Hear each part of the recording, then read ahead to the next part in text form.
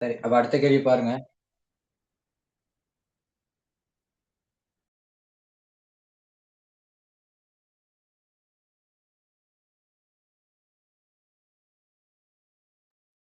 Okay, அடுத்த கேள்வி பாருங்க. அதுல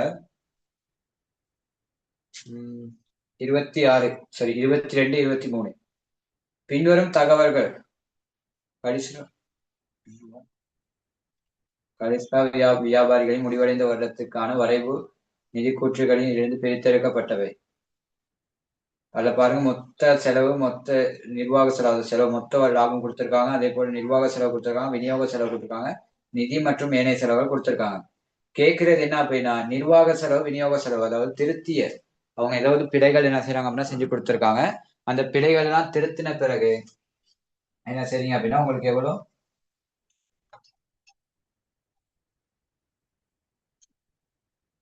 நிர்வாக செலவு, விநியோக செலவு வருது அப்படின்றது கேட்கறாங்க. அதே மாதிரி அந்த வழுக்கெல்லாம் திருத்தின பிறகு எவ்வளவு லாபம் அப்படின்னு கேட்கறாங்க.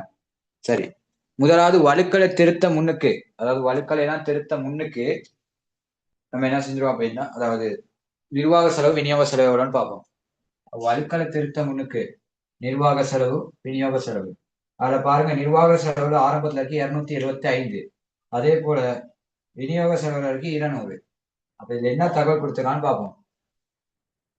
2025 3/31 உள்ளவாறான சென்மதி காரியாலய உத்தியோகத்திற்கான சம்பளம் 30,000, விற்பனை தரகு 20,000 இன்னும் கணக்குகள்ல பதிவு செய்யப்படவில்லையா. அப்ப இது என்ன செய்யல அப்படின்னா பதிவு செஞ்சிடல. அதாவது அட்டுருவா இருக்கு, இறுதி அட்டுருவா என்ன செய்யல அப்படின்னா பதிவு செய்யல. அப்ப இறுதி அட்டுருவா நீங்க என்ன செய்யணும் அப்படின்னா கணக்கா பதிவு செஞ்சீங்க அப்படின்னா செலவுகளோட என்ன செய்யணும் அப்படின்னா கூட்டி விடணும். அதாவது அந்தந்த செலவுகளுக்கு நேரம் என்ன செய்யணும் அப்படின்னா அந்த பெருமதிகளை கூட்டி விடணும். ஏன்னா இறுதி அட்டூர் அப்படின்றது கணக்குல பதிவு செய்யணும். கட்டாயமா என்ன செய்யணும் அப்படின்னா இறுதி அட்டூர்களை பதிவு செய்யணும். ஏன்னா வருமான கூற்று அப்படின்றது அட்டூர் அடிப்படையாக தான் தயாரிக்கப்படுது. காசா பெற்றது, காசை செலுத்தியது, அதே போல காசை பெற வேண்டியது, இதெல்லாம் அதே மாதிரி செலுத்த வேண்டியது, இதெல்லாம் உள்ளடக்கி தான் என்ன செய்யும் அப்படின்னா வருமான கூற்று தயாரிப்போம். அப்ப இதுல காசுல செலுத்தாம இருக்காங்க, அந்த செலுத்தாம இருந்த தொகையை இன்னும் பதியலையா. அப்ப நீங்க என்ன செய்யணும் அப்படின்னா பதியணும். பதிஞ்சா செலவுகள் என்ன செய்யும் அப்படின்னா கூடும். இப்ப முதலாவது பாருங்க, உத்தியோகத்தர் சம்பளம், காரியாலய உத்தியோகத்தர் சம்பளம் நிர்வாக செலவு. ஆகவே நிர்வாக செலவு 30 அதிகரிக்கும். அதே போல விற்பனை தரகு அப்படின்றது விநியோக செலவுக்குள்ள வருமாவே விநியோக செலவு 20,000 அதிகரிக்கும். அடுத்து, முற்பணமாக செலுத்திய கட்டிட வாடகை 40,000 ஆனது நிர்வாக செலவு ஒன்றாக உள்ளடக்கப்பட்டிருக்கு. அதாவது முற்பணத்தை நீங்க என்ன செய்ய முடியாது, நிர்வாக செலவுல காட்ட முடியாது. அதனால முற்பண செலவு என்ன செய்யணும், நிர்வாக செலவுல இருந்து எடுத்துடணும். ஆகவே நிர்வாக செலவுல இருந்து என்ன செய்யணும் அப்படின்னா நிர்வாக செலவுல இருந்து 40,000 என்ன செய்யணும் அப்படின்னா மைனஸ் பண்ணிடணும். நிர்வாக செலவுல இருந்து 40,000 மைனஸ் பண்ணிடணும். சரியா? அதுக்கடுத்து, மோட்டார் வாகன பெருமானத்தையோ 50,000 விநியோக செலவில் உள்ளடக்கப்பட்டிருக்கு. அதாவது மோட்டார் வாகன பெருமானத்தையோ 50,000 விநியோக செலவில் உள்ளடக்கப்பட்டுள்ளது. எனினும் இம்மோட்டார் வாகனம் காரியாலய உத்தியோகத்தர்களுக்கு போக்குவரத்துக்காக வழங்குவதற்காக பயன்படுத்திருக்கு. அதாவது அது என்ன செய்யல அப்படின்னா காரியாலயத்துல இருக்க உத்தியோகத்தருக்கு போக்குவரத்துக்காக பயன்படுத்த ஒரு மோட்டார் வாகனம். அப்ப அந்த மோட்டார் வாகனத்தை இவங்க என்ன செஞ்சிருக்காங்க, விநியோக செலவுல கொண்டு போய் காட்டிட்டாங்களாம். அது விநியோகத்துக்காக பயன்படுத்தினது அப்படின்னு அவங்க விநியோக செலவுல காட்டிட்டாங்க. அப்ப என்ன செய்யணும் அப்படின்னா நீங்க விநியோக செலவுல கழிச்சு கொண்டு என்ன செய்யணும் அப்படின்னா நிர்வாக செலவுல வைக்கணும்.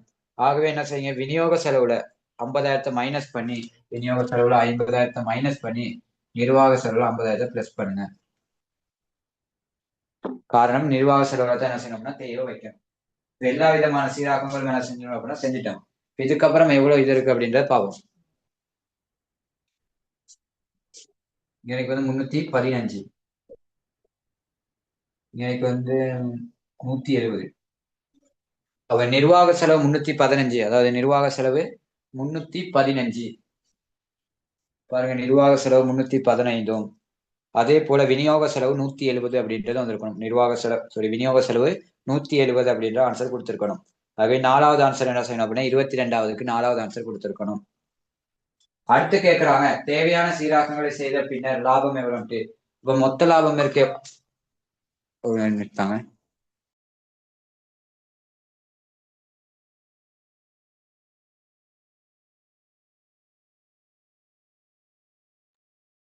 சரி, அதுக்கடுத்து லாபம் என்ன செஞ்சிருக்காங்க அப்படின்னா கேட்டிருக்காங்க, தேவையான சீராக்கங்களை செய்த பின்னரான லாபம். அப்ப முதலாவது பாருங்க, மொத்த லாபம் எவ்வளவு இருக்கு, 850 இருக்கு. அப்ப மொத்த லாபத்துல இருந்து செலவுகளை கழிச்சுட்டு ஏனைய வருமானத்தை கூட்டிங்கன்னா என்ன செய்யலாம், தேறிய லாபத்துக்கு போயிடலாம். அப்ப இங்க என்ன செய்யலாம் அப்படின்னா அதாவது ஏனைய வருமானம் இல்ல. அப்ப நீங்க என்ன செய்யலாம் அப்படின்னா செலவுகளை மட்டும் கழிச்சா போதும். இப்ப புதிய செலவுகள் படி நிர்வாக செலவு 315 என்ன செய்யணும் அப்படின்னா மைனஸ் ஆகணும். 315 மைனஸ் பண்ணணும் நிர்வாக செலவு. அதே போல விநியோக செலவா 170 மைனஸ் பண்ணணும். ஏன்னா புதிய செலவுகளை தான் மைனஸ் பண்ணணும். அதுக்கு அடுத்து நிதி ஏனைய செலவுகள், அதாவது நிதி மற்றும் ஏனைய செலவுகள், அது வந்து எந்த விதமான மாற்றம் உள்ளாவே அதை என்ன செய்யுங்க அப்படின்னா 100 மைனஸ் பண்ணுங்க. சரியா? அப்ப இது அவ்வளோத்தையும் மைனஸ் பண்ணி எடுத்தீங்க அப்படின்னா உங்களுக்கு என்ன செய்யும் அப்படின்னா தேறிய லாபம், அதாவது லாபம்னு கேட்டா எதை சொல்லியிருக்கேன்னா தேறிய லாபத்தை கண்டுபிடிக்க சொல்லியிருக்கேன். அப்ப தேறிய லாபம் எவ்வளவு அப்படின்றது வரும். பாருங்க அந்த கேள்வி விளங்கியிருக்கா அப்படின்ட்டு. 265 அப்படின்றது தேறிய 265 அப்படின்றது தேறிய லாபம் வரும். சொல்லுங்க, யாரும் என்னமோ சொல்ல வந்தீங்க. சார், இந்த மோட்டார் வாகன பெருமான தேய்வு எப்படியுமே விநியோக செலவு தானே போடுவோம். இல்ல, அது வந்து மோட்டார் வாகனம் எதுக்கு பயன்படுத்துறாங்கன்னு பொறுத்தளவுல மாறும்.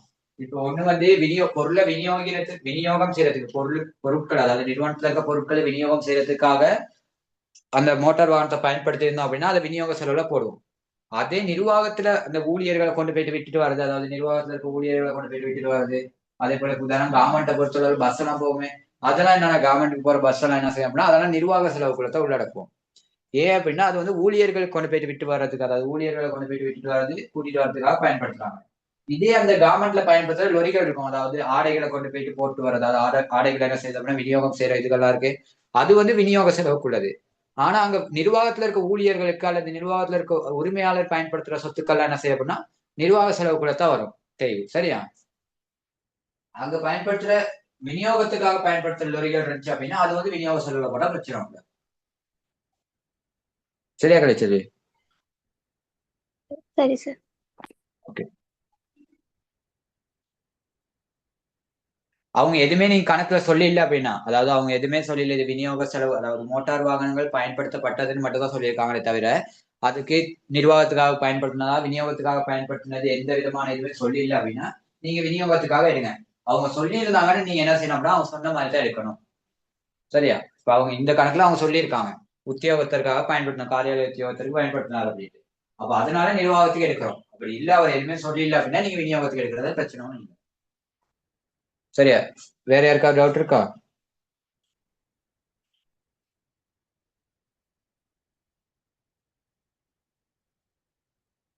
அப்ப 22க்கு 4வது ஆன்சரும் 23க்கு 3வது ஆன்சரும்.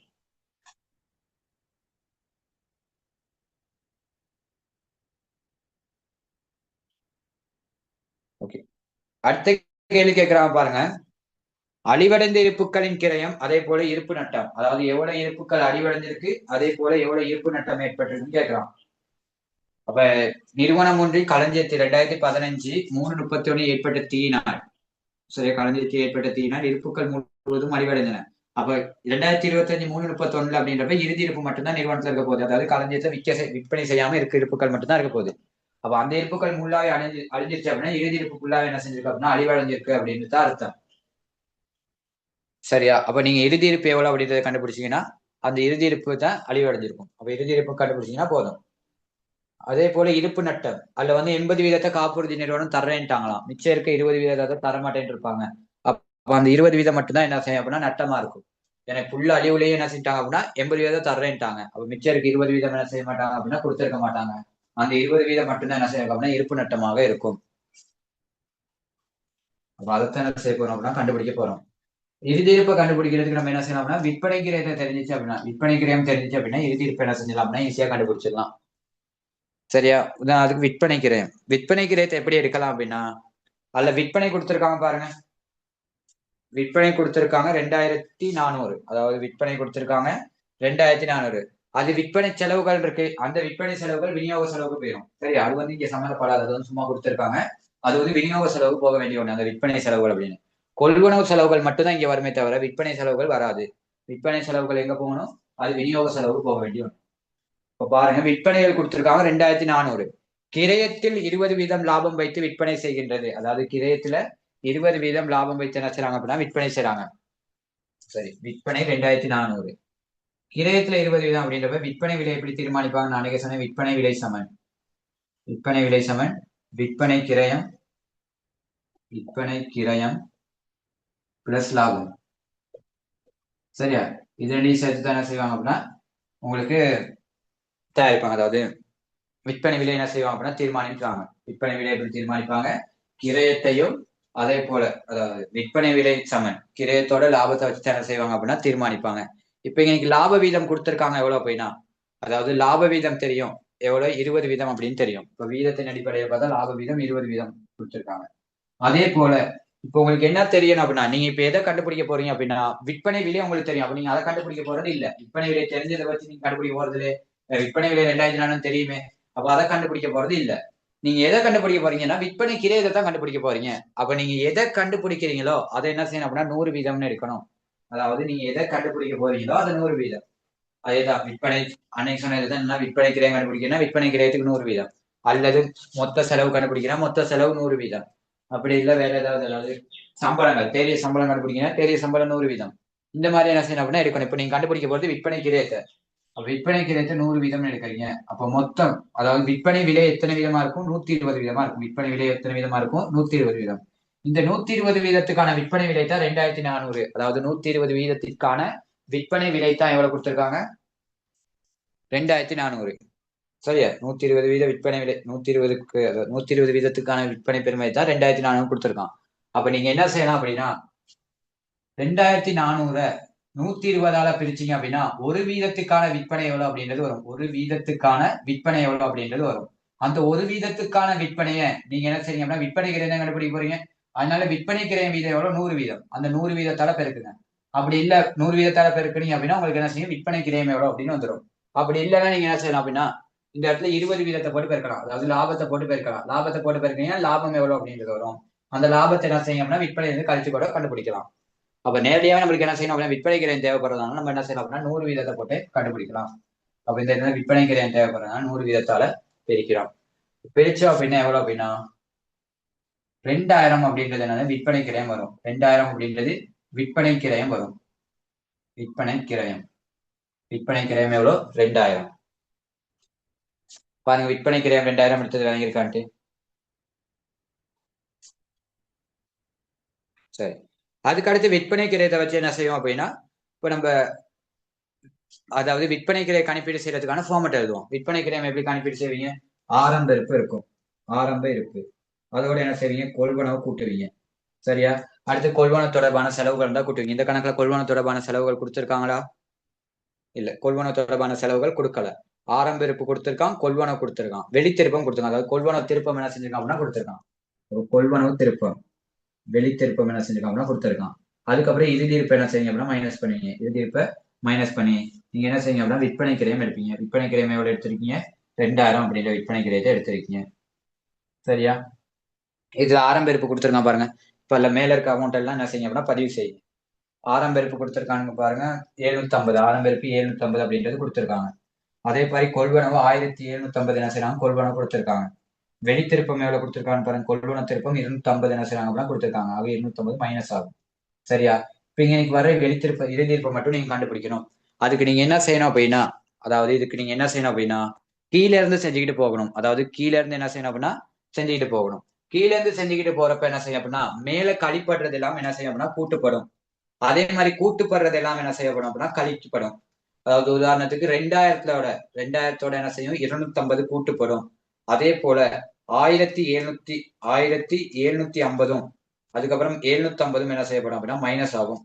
மைனஸ் ஆகினா உங்களுக்கு எவ்வளவு இறுதி இருப்பு அப்படின்றது வரும். பாருங்க, இறுதி இருப்பு எவ்வளவு அப்படின்றது வந்திருக்கும். சரி, இறுதி இருப்பு எவ்வளவு? 250. 250. ஆமாண்ணா. 250 அப்படின்றது இறுதி இருப்பு வந்திருக்கும். பாருங்க, இறுதி இருப்பு எடுத்து வழங்கியிருக்கா அப்படின்ட்டு 250 இறுதி இருப்பு வந்திருக்கும். சரியா?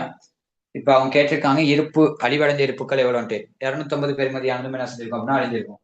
முதலாவதுக்கு அழிவடைந்த இருப்பின் கிரயம் 250. ஏன்னா களஞ்சியத்துல இருக்க அவ்வளவும் என்ன செய்யுது அப்படின்னா அழியுது. அப்ப இறுதி இருப்பு அவ்வளவும் என்ன செஞ்சிருக்கும் அப்படின்னா அழிஞ்சிருக்கும். ஆகவே அழிவடைந்த இருப்புகள் 250. அடுத்த கேள்வி கேட்கறான் இருப்பு நட்டம் எவ்வளவு அப்படின்ட்டு. எவ்வளவு நட்ட தொகையா காட்டணும் அப்படின்ட்டு. அப்ப அதுக்கு என்ன செய்யணும் அப்படின்னா 250. சரியா? 250க்கு 100% தர்றேன்ட்டீங்க. அதாவது 100% காப்புறுதி நிறுவனம் தர்றேன்னு ஒத்துக்குச்சு. அப்ப எவ்வளவு தராது? 20% தராது. அப்ப நீங்க என்ன செய்யணும் அப்படின்னா 100% போட்டு பார்க்கலாம்.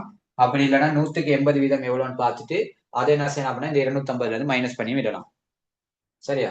அப்ப இதை சுருக்கி எடுத்தீங்கன்னா 50 அப்படின்றது வரும். அப்ப இருப்பு நட்டம் எவ்வளவு அப்படின்னா 50. இந்த மாதிரி ஒரு தடவை இருப்பு நட்டம் எடுக்கலாம். அப்படி இல்லை அப்படின்னா 2,50,000க்கு 100% பாருங்க. 180% பாத்தீங்கன்னா 200. அப்ப மொத்த இருப்பு நட்டம் 250. அதுல இருந்து 200 காசா தர்றேன்ட்டாங்க அப்படின்னா நட்டம் எவ்வளவு 50.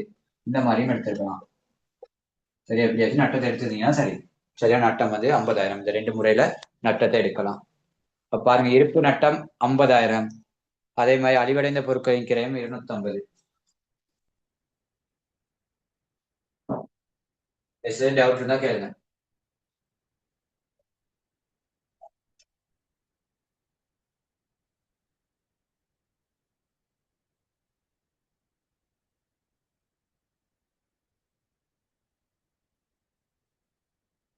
சரி, அப்ப அதுக்கு அடுத்த கேள்வி வாங்குவோம். அடுத்த கேள்வி 25. நலன்புரி சங்கம் ஒன்று 2025 3/31 முடிவடையும் வருடத்தில் 100 அங்கத்தவர்களை கொண்டிருந்தது. அங்கத்தவர் ஒருவருக்கான வருடாந்த சந்தா 2,000 ரூபாய் ஆகும். பின்வருவன 2025 3/31 முடிவடைந்த வருடத்துக்கான சங்கத்தினால் பெறப்பட்ட காசு விவரங்கள் வருமாறு. அவங்க கேட்கிறாங்க சொத்தில் ஏற்பட்ட அதிகரிப்பு என்ன அப்படின்ட்டு. அதே போல இனம் காணப்பட வேண்டிய வருமானம். சரியா? இனம் காணப்பட வேண்டிய வருமானம் 2 இருக்கு. ஒண்ணு ஆயுள் அங்கத்துவம் இருந்தா அதையும் கூட்டணும். அதே போல நடைமுறை ஆண்டுக்கான அங்கத்துவ சந்தா இருந்தா அதையும் கூட்டணும். இப்ப இல்ல ஆயுள் சந்தா இருக்கா? ஆயுள் சந்தா இல்ல. அப்ப அதனால என்ன செய்யணும் அப்படின்னா நன்கொடைகள் இருக்குன்னா நன்கொடைகள் இருக்கு. அப்ப அதையும் என்ன செய்யணும் அப்படின்னா கூட்டணும். பாப்போம். நடைமுறை ஆண்டுக்கான சந்தா, அதாவது காசா பெற்ற சந்தா என்ன செய்யறாங்க அப்படின்னா கொடுத்திருக்காங்க. இப்ப வருமானமா நீங்க காட்டு செய்யறப்ப என்ன செய்வீங்க அப்படின்னா காசா பெற்ற சந்தா எவ்வளவு அப்படின்றத பார்க்க மாட்டீங்க. சரியா? வருமானமா நீங்க காட்டுறப்ப எவ்வளவு காசு வாங்கியிருக்கோம் அப்படின்றத நீங்க என்ன செய்ய மாட்டீங்க அப்படின்னா பார்க்க மாட்டீங்க. நீங்க எதை பார்த்து கணக்கு செய்வீங்க அப்படின்னா எவ்வளவு நம்ம இந்த ஆண்டு நிதியாண்டு எவ்வளவு வருமானம் கிடைச்சிருக்கணும் அப்படின்றத பார்ப்பீங்க. அதாவது காசா பெற்றது இது வாங்க வேண்டியது எல்லாத்தையும் சேர்த்து தான் என்ன செய்வீங்க அப்படின்னா வருமானமா காட்டுவீங்க. அப்ப சரி, இந்த கணக்குல சரியா, இந்த கணக்குல அவங்க காசா பெற்ற என்ன செய்யறாங்க அப்படின்னா கொடுக்குறாங்க. அப்ப நம்ம காசு கணக்கு ஒன்று அடிக்கணும். ஏன்னா சொத்தில் ஏற்பட்ட அதிகரிப்பு எவ்வளவுன்னு கேட்டிருக்காங்களே. அப்ப காசு கணக்கு ஒன்று இருந்தா தான் என்ன செய்யணும், சொத்தில் ஏற்பட்ட அதிகரிப்பு நம்மளால சொல்லலாம். இப்ப காசு கணக்குன்னு அந்த பக்கம் அடிச்சு வச்சுக்கணும், காசு கணக்கு. அதே போல காசு கணக்குல பாருங்க, காசு கணக்கு முதல்ல செஞ்சுட்டு வந்துடும். இல்லாட்டி நடைமுறை ஆண்டுக்கு எவ்வளவு சந்தா பெற்றிருக்காங்க அப்படின்னா 2,00,000. அப்ப காசு கணக்குல வரவு பக்கம் வைப்பீங்க. சந்தா பெற்ற சந்தா 2,00,000. ஆனா வருமான குறிப்பு உதாரணத்துக்கு சரி, வருமானமா என்ன காண போறீங்க? சந்தா வருமானம். சந்தா வருமானம் எப்படி என்ன காணுவீங்க அப்படின்னா முதலாவது வருமானம் சந்தா வருமானம். அதை எப்படி என்ன காணுவீங்க அப்படின்னா இந்த வருடத்துக்கான மொத்த வருமானம், அதாவது காசா பெற்றது எல்லாத்தையுமே சேர்த்து இவ்வருடத்துக்கான அவலத்தையும் என்ன செய்வீங்க அப்படின்னா வருமானமா காட்டுவீங்க. அப்ப பாருங்க, 150 பேர் என்ன செய்யறாங்க அப்படின்னா காணப்படுறாங்க. 150 பேத்துக்கு ஒரு ஆளுக்கு எவ்வளவு? 2,000 படி. அப்ப 150 பேத்துக்கு எவ்வளவு வாங்கியிருக்கணும்? 3,00,000 வாங்கியிருக்கணும். 150 பேத்துக்கு எவ்வளவு வாங்கியிருக்கணும்? 3,00,000 வாங்கியிருக்கணும். சரியா? அப்ப 3,00,000 அப்படின்றத இனம் காணப்பட வேண்டிய சந்தா வருமானம். இனம் காணப்பட வேண்டிய சந்தா வருமானம் எவ்வளோ? 3,00,000. அப்ப எனக்கு என்ன செய்யும் அப்படின்னா இனம் காணப்பட வேண்டிய சந்தா வருமானம் 3,00,000. கட் பண்ணிடுறேன். ஆனா 3,00,000 வாங்க வேண்டிய இடத்துல நீங்க 2,00,000 மட்டும்தான் என்ன செஞ்சிருக்கீங்க வாங்கியிருக்கீங்க. அப்ப மிச்சம் இருக்க 1,00,000 என்னது? அட்டுரு சந்தா. அதாவது மிச்சம் இருக்கிறது என்னது? அட்டுரு சந்தா. அந்த அட்டுரு சந்தாவும் என்ன செய்யப்படுது அப்படின்னா நம்மளுக்கு ஒரு சொத்து தான். இப்ப சிஏ சிஏ அப்படின்றது அட்டுரு சந்தா. அட்டுரு சந்தா, அதாவது 3,00,000 வாங்கணும். ஆனா நீங்க வாங்கினது எவ்வளவு? 2,00,000. அப்ப அட்டுரு சந்தா எவ்வளவு? 1,00,000. அதுவும் ஒரு சொத்து தான். சரியா? உங்க சொத்தில் ஏற்பட்ட அதிகரிப்பு தானே கேட்கறாங்க. இப்ப நம்ம எல்லாத்தையும் தான் வைக்கணும். காசு கணக்கி வைக்கணும், அட்டுரு சந்தா வைக்கணும். அதே மாதிரி வேற ஏதாவது சொத்துக்கள் இருந்தா அதையும் என்ன செய்யணும் அப்படின்னா வைக்கணும். அடுத்து சொல்லியிருக்காங்க பாருங்க, நன்கொடை 250. நன்கொடை என்ன செய்யறாங்க அப்படின்னா 250. அப்ப காசா வாங்கின நன்கொடை எவ்வளவு? நன்கொடை 250. அப்ப காசு கணக்குல 250 வைங்க. நன்கொடை 250. சரியா? கீழே தகவல் சொல்லியிருக்காங்க, நன்கொடையானது பெறப்பட்ட வருடத்திலிருந்து 5 வருடங்களுக்கு சமனான தொகையாக வருமானமாக இனம் காணுவது சங்கத்தின் கொள்கை.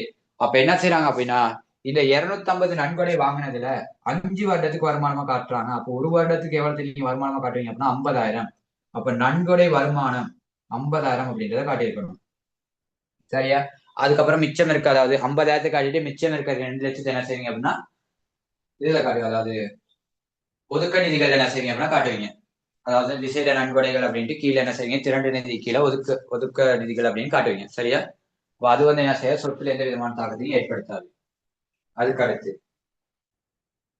முதிர்வடையும் வருடத்துக்கு நிலையான வைப்பிலிருந்து பெறப்பட்ட பணம், அதாவது முடிவடைந்த வருடத்துல நிலையான வைப்பிலிருந்து பெறப்பட்ட வருமானம் 60,000. சாரி, 5,60,000. அதாவது என்ன செஞ்சிருக்காங்க, 5,60,000 வருமானம் என்ன செஞ்சிருக்காங்க அப்படின்னா பெற்றிருக்காங்க. அதாவது முதிர்வடைந்த வருடத்திற்காக பெறப்பட்ட வருமானம்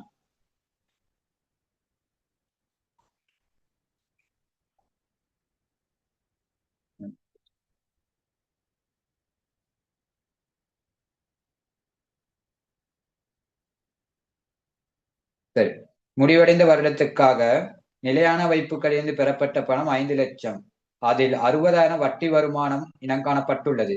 அப்ப எப்ப முதிர்வடைந்து பெற்றிருக்காங்கன்னு பாருங்க. முதிர்வடைந்து பெற்றிருக்கிறது வந்து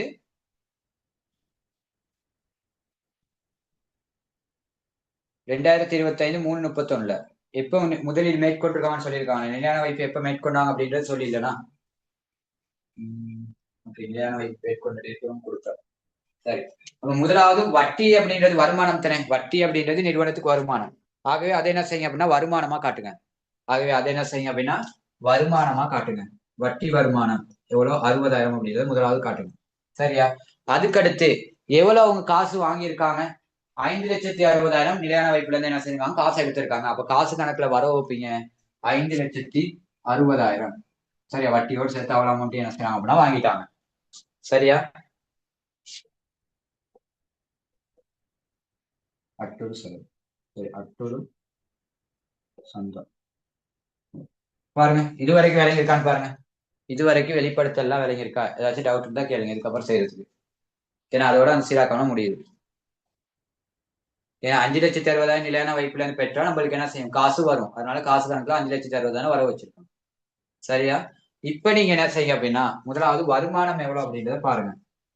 இதுக்கான வருமானம் எவ்வளவு அப்படின்னா 4,10, அதாவது 4,10,000 அப்படின்றது வருமானம். 4,10,000 அப்படின்றது நிறுவனத்துக்கான வருமானம். சரியா? நிறுவனத்துக்கான வருமானம் எவ்வளோ, 4,10,000. அடுத்து சொத்தில் ஏற்பட்ட அதிகரிப்பு எவ்வளவு அப்படின்றது பார்க்கணும். சொத்தில் ஏற்பட்ட அதிகரிப்பு. அப்ப இதை பாருங்க, சொத்தில் ஏற்பட்ட அதிகரிப்பு அப்படின்றது 450, 950, 1,110. 1,110, 1,110, 1,110. மீதி வந்தது 1,110, மீதி சென்றது 1,110.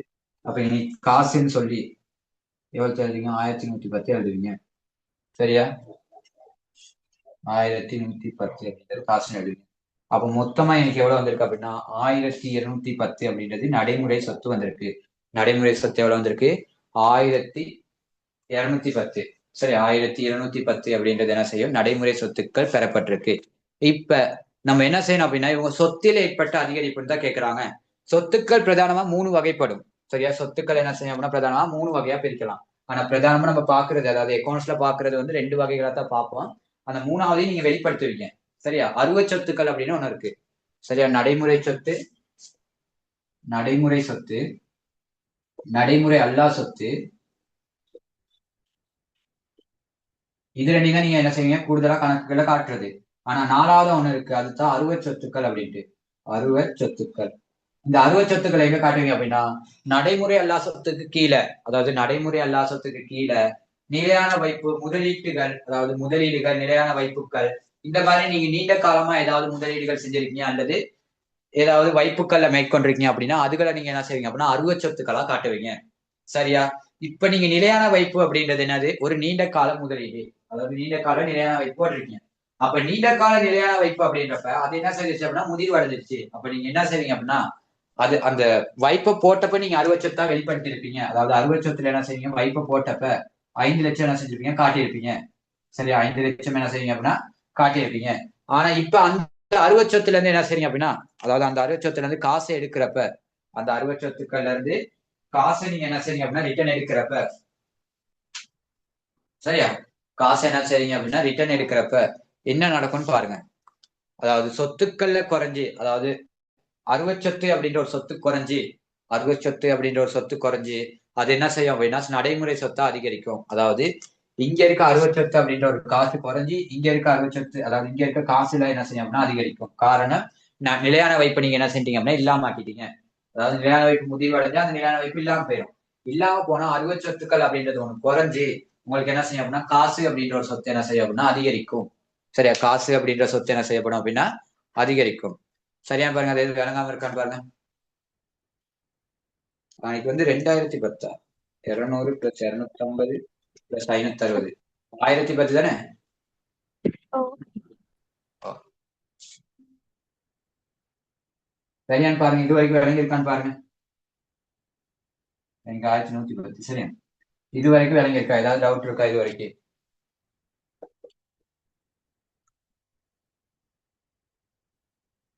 சரி. இப்ப இதுக்கு அடுத்து என்ன செய்யணும் அப்படின்னா, அதாவது அங்கனைக்கு இருக்க அதாவது அறுவை சொத்துக்களை குறைச்சு நம்ம என்ன செய்யறோம், அதாவது நடைமுறை அல்லா சொத்துல வைக்கிறோம். அப்ப இங்க சொத்துல ஏற்பட்ட தாக்கம் எவ்வளவு அப்படின்னு தான் கேக்குறாங்க. சரியா? சொத்தில் ஏற்பட்ட அதிகரிப்பு யாருன்னு கேக்குறாங்க. அப்ப அதிகரிப்பு அப்படின்றப்ப ஆரம்பத்துல எவ்வளவு இருக்கு அப்படின்னா 500 ஒரு சொத்து இருந்திருக்கு. ஏன் 500 சொத்துனா ஆரம்பத்துல அறுவை சொத்து அப்படின்ற ஒரு சொத்து இருந்திருக்கு. சரியா? ஆரம்பத்துல அறுவை சொத்து அப்படின்ற ஒரு சொத்து இருக்கனால ஆரம்ப சொத்துக்கும் இறுதி சொத்துக்கும் இடையிலான வித்தியாசம் தான் என்னன்னா அதிகரிப்பா அல்லது குறைவா அப்படின்றது பாக்குறது. சரியா? அப்ப ஆரம்பத்துல என்ன செஞ்சிருக்கு அப்படின்னா இந்த சொத்துக்கள் டோட்டல், அதாவது ஆரம்ப சொத்துக்கள் டோட்டல்ல அறுவை சொத்து மட்டும் எவ்வளவு வந்திருக்கு, 500 இருந்திருக்கு. அப்ப இந்த இடத்துல ஆரம்ப சொத்து எவ்வளவு வந்திருக்கும், 500 இருந்திருக்கும். அதே போல இறுதியில எவ்வளவு சொத்துக்கள் இருக்கு அப்படின்னா இந்த நடைமுறை சொத்து மட்டும்தான் இருக்கே தவிர நடைமுறை அல்லா சொத்தும் இல்ல, அறுவை சொத்தும் இல்ல. ஏன்னா அறுவை சொத்தையும் எடுத்துட்டீங்க. அப்ப அறுவை சொத்து இறுதியில இல்ல. அப்ப இறுதியில இருக்கக்கூடிய ஒரே ஒரு சொத்து என்னன்னா நடைமுறை சொத்து மட்டும். அது மட்டும் 1110 அப்படின்றது, 1110னா 1110 அப்படின்றது காணப்படுறது. 1110 அப்படின்ற இறுதி சொத்து. சரியா? அப்ப ஆரம்பத்துல உள்ள சொத்துக்கள் எவ்வளவு அப்படின்னா 500. ஏன்னா ஆரம்பத்துல நடைமுறை சொத்து இருக்கல, நடைமுறை அல்லா சொத்து இருக்கல, அறுவை சொத்து மட்டும் தான் இருந்துச்சு. அப்ப 500. ஆனா இறுதியில என்ன செய்யுது அப்படின்னா அறுவை சொத்து இல்ல, நடைமுறை அல்லா சொத்தும் இல்ல, ஆனா நடைமுறை சொத்து மட்டும் இருக்கு. எவ்வளவு? 1110. 1110. அப்ப இந்த 1100 இதுக்கு ரெண்டுக்கு இடையிலான வித்தியாசம் தான் அந்த அதிகரிப்பா அல்லது குறைவா அப்படின்னு பாக்குறது. அதிகரிப்பா அல்லது குறைவான்னு பாக்குறது இது ரெண்டுக்கு இடையிலான வித்தியாசம். அப்ப இது ரெண்டுக்கு இடையிலான வித்தியாசம் 610 அப்படின்றது என்னது, சொத்தில் ஏற்பட்ட அதிகரிப்பா இருக்கும். ஏன்னா சொத்து கூடுதலா அதிகரிச்சிருக்கிறது எவ்வளவு, 610 மட்டும்தான். ஏன்னா ஆரம்பத்துல 500 இருந்துச்சு. அப்ப அதிகரிச்சிருக்கு எவ்வளவு அப்படின்னா 610. விலகினுச்சான்னு பாருங்க. சொத்தில் ஏற்பட்ட அதிகரிப்பு 610. சொத்தில் ஏற்பட்ட அதிகரிப்பு 610. அதே போல இனக்காணப்பட வேண்டிய வருமானம் 410. இப்ப எத்தனாவது ஆன்சர்? ஆன்சர் இல்லையா?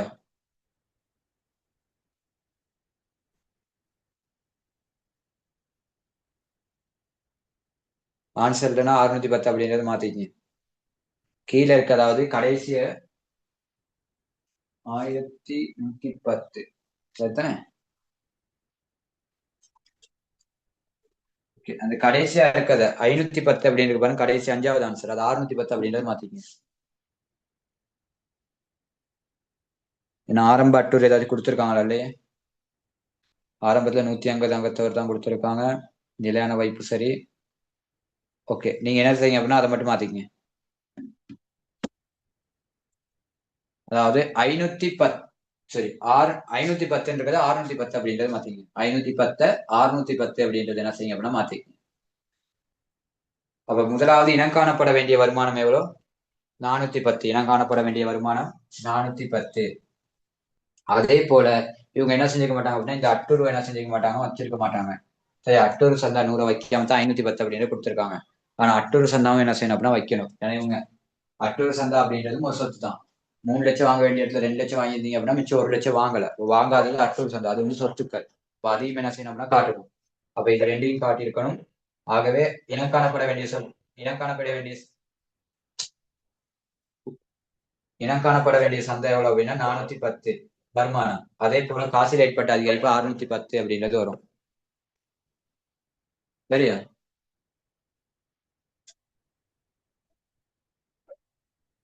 ஏதாச்சும் டவுட் இருந்தா கேளுங்க அந்த கேள்வியில.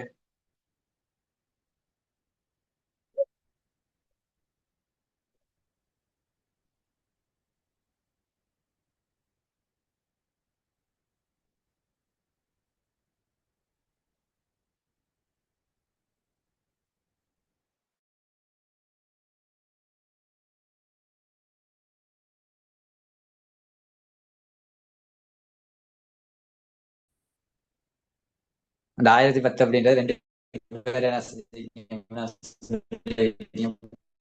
பரவாயில்ல மாத்தியாச்சு.